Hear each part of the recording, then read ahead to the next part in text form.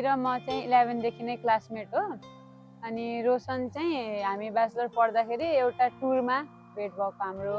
त्यसपछि तर रोशनको घर र मेरो घर चाहिँ नजिकै हो।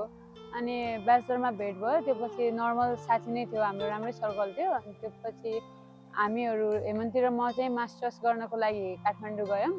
त्यति बेलादेखि नै उनीहरूको अलि धेरै धेरै कुरा जस्तो भएर फाइनली हामी मास्टर्स गर्ने बेला नै हो उनीहरूको यस्तो लभ रिलेसनसिप स्टार्ट भएको।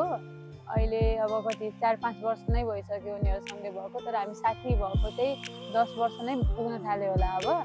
अनि उनीहरू राम्रो, मेरो लागि त होम नै हो भनौँ। एकदम अप्ठ्यारो कन्डिसनमा पनि मलाई धेरै नै साथ दिएको उनीहरूले। अनि दुइटै एकअर्काको लागि राम्रो छ, राम्रो रहोस्। अनि उनीहरूलाई चाहिँ एकदम सुखद दाम्पत्य जीवनको शुभकामना। अनि सुरुमा चाहिँ दुईजना साथी पर्नु भन्नुभयो होइन, दुइटैको लभ परेको छ भन्ने कसरी थाहा पाउनुभयो? कसरी, कहाँबाट, के त्यो हुन्छ त? स्टोरी चाहिँ कस्तो भन्दाखेरि उनीहरूको लभ पर्यो होइन हाम्रो साथीहरूकै सर्कलको बिचमा। अनि त्यसपछि अब लभ त पर्यो, मलाई चाहिँ सुरुदेखि नै थाहा थियो, अनि अरूहरूलाई अब कसरी भन्ने कुरा एकदम अक्वर्ड जस्तो भयो। हेमन्तीले चाहिँ आफ्नो साथीहरूलाई मलाई भयो अलिक छिटै नै भनिसकेको थियो।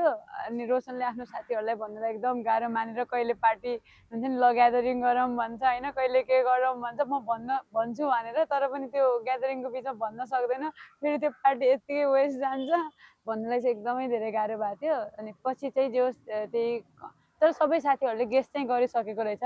भन्दाखेरि चाहिँ हामीलाई थाहा थियो, हामीलाई लागिरहेको थियो, तिमीहरूको बिचमा केही न केही छ भनेर भनिरहेको थियो सबैले।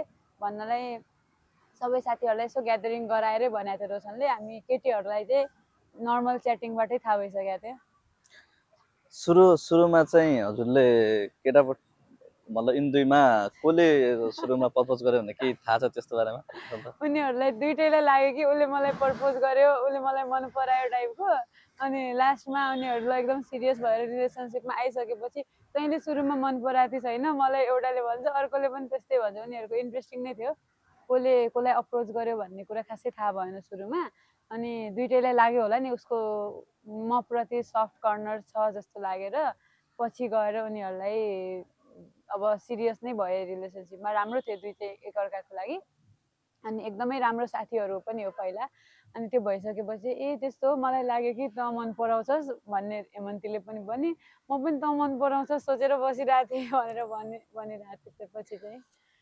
अनि दुइटैलाई बधाईको के मेसेज हुन्छ नि त, त्यो दिन चाहनुहुन्छ? मेसेज चाहिँ के भन्न चाहनुहुन्छ?